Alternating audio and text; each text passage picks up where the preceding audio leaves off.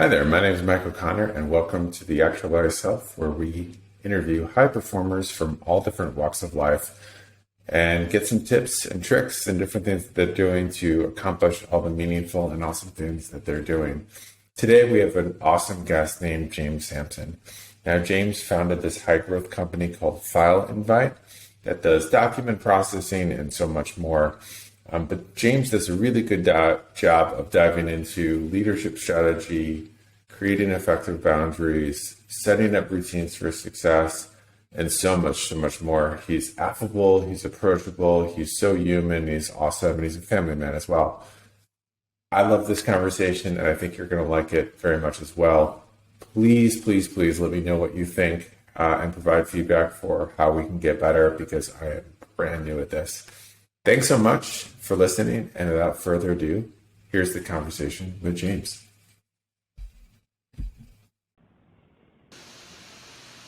All right, so happy to be with James Sampson today. James, welcome. Thanks, Mike. Awesome to be here.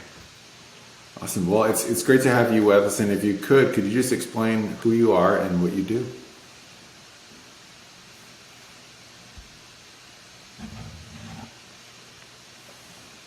Sorry, Mike, it's frozen up on this end. No worries. Yeah, it froze on me as well. James, can you explain what your company is and what you do?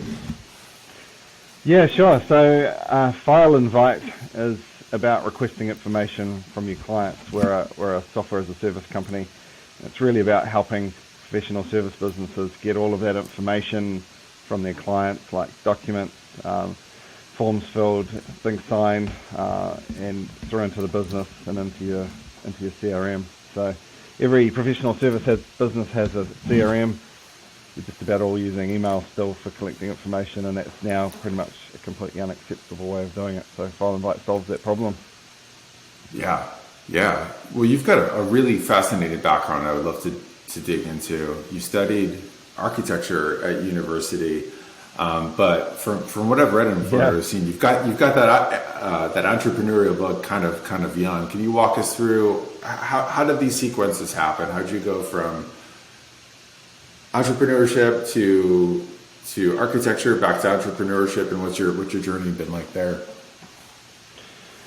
Yeah, good question. I think so.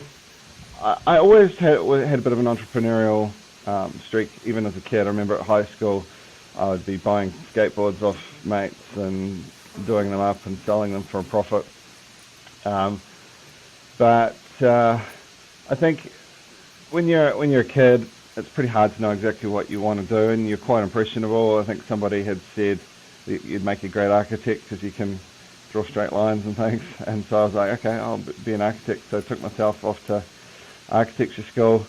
By about year 3, I kind of was like, look, I really don't know if this is me, but I knuckled down and finished it anyway. I'd spent too much time and money to not, finish. So finished the degree, but was always interested in IT and computers. I got my first computer at high school actually, and came out of one of my dad's work sites.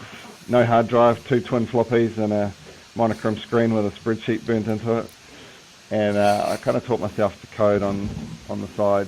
And so I was doing that right through architecture school. So by the time I got to my last year of architecture school, I actually started my first business, which was a web design company. And I've never had as we in New Zealand would say, a PAY job since. I've always been paid by companies that I started myself. So I guess that's the short version of how things got started. And from there, went through a range of different businesses, starting them and I guess growing them, selling them, some more successful than others. And we could, I guess, weave through all of those various companies to about number 4 or 5 now. But I guess that brings us to where we are today with File Invite. That's awesome. And how have you leveraged the learnings from these different companies that you've started into your next venture, and how have they built upon one another? Yeah, Well, there's probably two themes to that. One would be, the general learnings, and then the other would be the personal learnings. And I think they're intertwined, but they're also different. I guess, broadly speaking, in a couple of the more recent businesses, I had a co-founder. So I guess the origin story on File Invite we'll probably get into, but I had a co-founder on the business before that, and I was technically the technical founder, and so came from the tech side. And so moving into a sole CEO role in File Invite, a lot of personal learnings there around leadership and coming out from behind the tools, that type of thing. And so I think collectively, all of the learnings together, it's really been about the people. People are what makes business. People are what really drive everything. And so learning how to grow yourself faster than the business, and then also how to grow people, because eventually it's really them that they're standing on your shoulders and making the company a success. So if you make people a success, then the company by virtue should be a success as well. So I think that's probably the big key learning, and then the other side is really that I guess build good foundations. You have to walk that balance between over engineering where you are at the stage of the business. You don't want to build a company with system and process for scaling to a billion people from day one, because you'll never get out of the ground. But if everything's complete hustle and like tape and sticks, put together with not a sure foundation, you're going to create some pain further down the track when you have to completely, rebuild everything. So try and do things well from day one in terms of process and looking after people, leadership management, but make sure you keep a really a good eye on what's appropriate. So maybe building for one step ahead of the scale that you're at, not 10 steps, and not putting anything in place. I guess those would be the two kind of key learnings.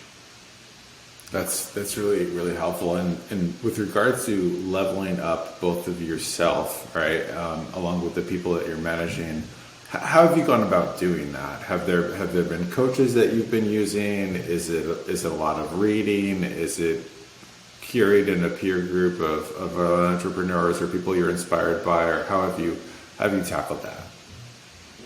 Yeah, pretty much all of the above. I think when you're in a high growth company, you literally do have to grow faster than the company. So if that's growing at a rate of knots, then you've got to be growing personally, and the company needs a different type of leadership at every stage as it's growing. So you have to continually be reinventing your leadership and how you operate. So as I say, all of the above. I listen to a lot of podcasts, audiobooks, and reading.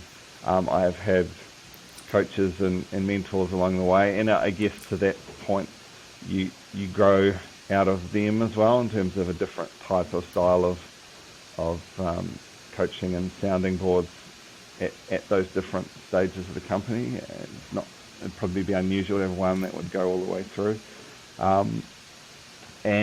Massive peer-to-peer learnings there as well. I get a lot of value out of talking to other founders and sharing war stories. There's certain things about leading a high growth company that you just don't get unless you're doing it. And so talking to other people that are going through it, sharing stories. I guess getting to, it's probably a subset, but ecosystem industry conferences a bit. There can be some really good learnings there, hearing people that have gone a couple of steps ahead of you. You've got to obviously balance out your investment of time between doing work and networking and going to events. But that lot of useful stuff there. So all of the above, I think. And podcasts, you can do a lot of learning on the fly when you're driving, when you're in planes. Obviously spend a fair amount of time on planes these days. So any downtime I'll be trying to listen to things to upskill and learn as well. So every opportunity, really. Yeah. What are some of your favorite podcasts? Probably the favourite one at the moment I'm listening to is Startup Therapy. Um, so that's the two founders of startups.com, and yeah, they go through a lot of the themes of startup, and I do tend to jump around a lot, so I'll maybe be searching for specific themes of pain points that I might be dealing with at the time, like I guess types of leadership or scaling for growth or that type of thing. But yeah, startup therapy is a really good one I'm enjoying at the moment. That's awesome. I'll have to check that one out. I've been on this big founders podcast kick lately, which is autobiographies of different founders throughout history. I love autobiographies and stories. I think there's something valuable about hearing other people went through similar struggles and made it, So, and often that's where speakers at some of those industry events might share those types of things. We're a SaaS company, so events like SaaSta and the SaaSta podcast as well actually get some really good insights from people that have walked the journey. So, yeah. It's awesome. What's the origin story for File Invite? Yeah, well, I mean, to touch on it really briefly, had a string of a few businesses. The one before File Invite was a web design agency. So, back 2009,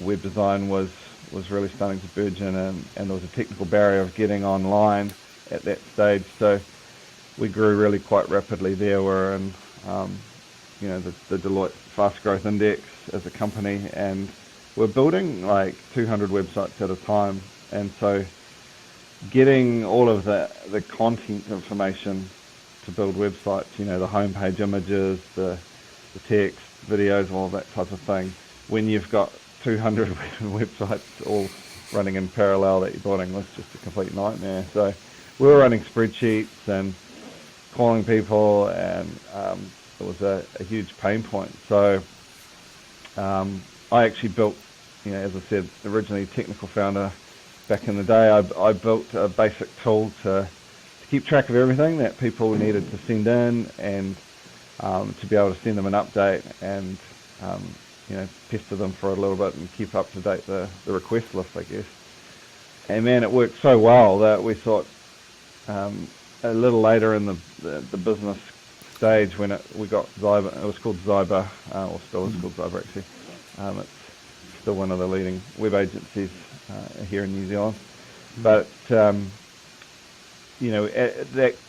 we got that fully managed, we thought, man, other people could use that tool we built, and so took that to market and rebuilt it from the ground up. And I guess the rest, they say, is history. Having said that, we thought it would be a media agency tool like we were using it for, but it quite quickly became evident with some of the initial marketing that just every business that deals with clients and has to get, or every professional service business has to get some form of information from them. And so, it's really popular in financial services for lending information, but, immigration, HR, legal, accounting, construction industry, anything where people have to get a lot of information from clients and get it back quickly and efficiently, and now securely. It's become a big deal as well. I think over the last couple of years, the privacy revolution is really leveling up, and people are becoming aware of the privacy. And I mentioned it at the start of the podcast that it's now unacceptable really to request information over email. So we're riding some big winds of tailwinds of change there, which is awesome. Yeah, that's awesome. We're at sort of post-launch, were there any use cases of File Invite that you were finding that were surprising, or did it take off in sectors that you weren't fully anticipating? There's always use cases that surprise us, but I think we did see a little bit of a spike in the bell curve around financial services, and so actively have targeted that sector. And so that's more a case of not wanting to boil the ocean, and to keep laser focus more than actually, it being more useful in one vertical than another. But yeah, there's some really interesting use cases right across the board. So always never ceases to amaze me. I was trying to think of some examples without breaching people's privacy, but timeshare exit schemes, things like that, where people are wanting to collect information to be able to on-sell things. It's quite interesting. Things in manufacturing. Very, very varied. Yeah, and I think not surprising, just given all the different pain points that it solves in the the flow of sequences that you need to run any kind of business. With everything that you're running and doing on a daily basis, and all the different management and the different areas that you're running in, the fact that you guys continue to scale really, really quickly, what are habits and routines that you've established, or ways that you've learned to manage your schedule to accomplish what you're accomplishing on a weekly and daily basis? Yeah, that's it's really quite interesting, because probably not unlike the leadership that has to keep changing, the way you interact in the business has to keep changing as well. I think, as in the early days, it's, a dozen of you in a room or something, you have to be quite available, and everyone's hearing everything quite organically, and so you can be a lot freer with things. As the company gets bigger, there's a lot more demands on your time. We've got 50 something staff now, so you have to try and make yourself available, but you still, have to get stuff done right. So I think managing your schedule in a way that you have visibility of, and I keep, when I say have visibility, that you are visibly available, so people can feel free to come to you. So some of those things might be, systems, so people can feel heard, in terms of feedback, that type of thing, rather than just going straight to the CEO or something. Trying to get more structure, putting people, getting tools readily available for people to give feedback, that type of thing. I think for me personally, and it varies from person to person, I work quite long days during the week, but I really try and book in the weekend for family. I think that's how we've managed to strike a good balance as a family, that I'll knock off on a Friday and won't open the laptop till Monday. And sometimes it's hard. Every now and again I'll end up breaking my own rules, but especially if I'm traveling, time zones, Friday in the US is Saturday in New Zealand, etc., etc. We've got our Colorado office is working on my Saturday, for instance. But in general, I think I really try and respect that as a rule. So still doing really long hours, but they're through the week, and then the weekend really try and make sure I get some family time and get out on the bikes with kids and things. And over time, psychologically, that's built a sort of psychological safety. I used to feel guilt that I wasn't kind of getting stuff done, but it's created a safe space for me, and it allows me to recharge, and I guess hit the week again fresh and running at 110% again.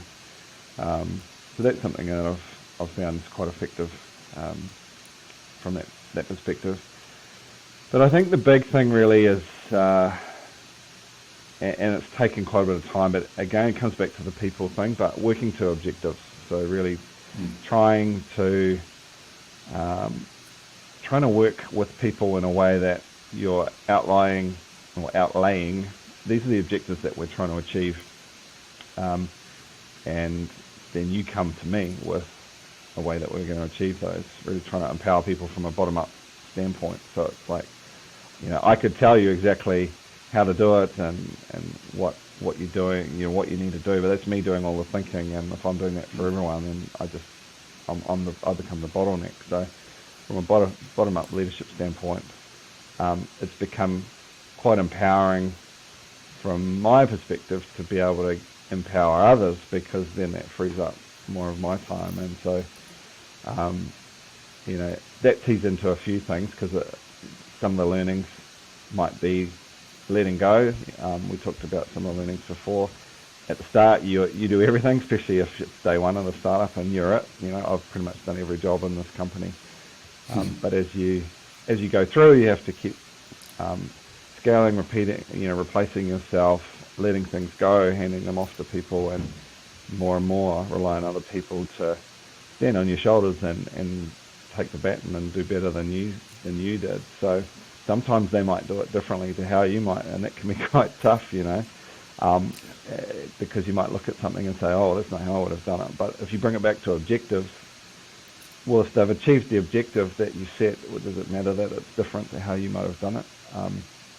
And so that's been a real key thing. And I guess that really flows into the OKR framework that we use quite extensively around, setting objectives for the company and then for the departments, and then what are the key results that point to those objectives being achieved, and what are the initiatives under that. So, there's a few there. I guess I'll pause. I could probably talk for a while. That's awesome to hear, and just so many awesome talking points that you had around sort of balancing the work life, and then how you're really sort of integrating and balancing and supporting your team so that they're driving and moving in a good direction. When you look at 2023 and you're thinking about where you'd like to see File Invite go, given all the growth and success that you've had to date and all the different changes that you've gone through just in the last year, what does 2023 look like to you? More of the same. Growth at a hyper pace. I think we're growing our US revenue at like 120% year on year at the moment. So obviously trying to continue that, but I think there's a big nexus in privacy at the moment, like I've talked about, and a lot of opportunity there. People are becoming more aware of their privacy, that their data is their own, that they, their data should be respected, and companies are needing to really change the way that they work. And so a lot of opportunities there, both individually for people to start thinking about, how you interact and what your privacy is, and what companies are doing with your data and expecting more of them. And then on the business side, obviously, companies are having to continue leveling up in terms of ways of working with consumers, offering a better customer experience than they have done, and a high duty of care around their data and information. So, File Invite is really, as I say, riding that wave. So, huge growth for us to scale in the US, and potentially look at further opportunities on our next office. Yeah, no, that's so exciting to hear. Given the spaces that you occupy, James, and how forward-thinking you are, what excites you about where technology and business trends are going, and how would you recommend people position themselves for the changes that are coming? Yeah, well, I guess it comes back to that key learning for me around people and everything. If we extrapolate where technology is going, all of the mundane and repetitive tasks will eventually be automated through technology. And the thing that technology can't do is the human, tactile, and interaction side of things. So that's where we need to go as business leaders and technology companies, is understanding the value that people bring, from an emotional and human perspective. And that's the value. I mean, you look at what File Invite does. We actually we tech enable people-based businesses that are interacting with other humans, trying to get information off them, and we're tech enabling that. So we're not trying to replace people in the mix, we're trying to supercharge them. And I think if we fast forward where things are going, it's just going to become more and more important to lean in on the human aspect and, great leadership principles, investing in people, believing in people, growing people, because that's really a catch cry of mine is you grow great companies by growing great people. And I think as business leaders and driving growing businesses, we can't afford to just focus on the tech because it really is becoming more and more of a commodity, and the people are the key. So if you can bring, cutting edge tech together with, highly engaged, motivated teams that are doing amazing stuff, I think that's where the magic truly happens. And that's what it'll be. I was talking to someone the other day, and we're talking about AI, and they might just take all the jobs and we won't have to do anything. And I said, well, if you fast forward it that far, there'll probably become a premium on emotional needs. If you look at Maslow's hierarchy of needs, some of those will be taken care of with technology, so the emotional and human side will become more and more important. I can envision, that might become the economy of the future, is not around paying for people's time to do manual labour. It might be paying for people's emotional connection. Who knows? It's a pretty scary thought, but I think we're in a really interesting time where the nexus of technology and people might kind of flip, and it's really interesting to see where it's going. So, putting people first along the way is never going to be a bad thing, and it's an exciting part of what we do. Yeah, I think that's really well said. James, where can people find out more about you and follow your work? Easiest place is hit me up on LinkedIn. So James Sampson _NZ, or check us out at fileinvite.com and see what we do. Awesome. Well, thank you. This has been awesome and really informative and really helpful, and I think you gave everybody some really great nuggets of wisdom. So thanks for your time. No worries. Hey, it's been awesome, Mike. Appreciate it. All right, much appreciated.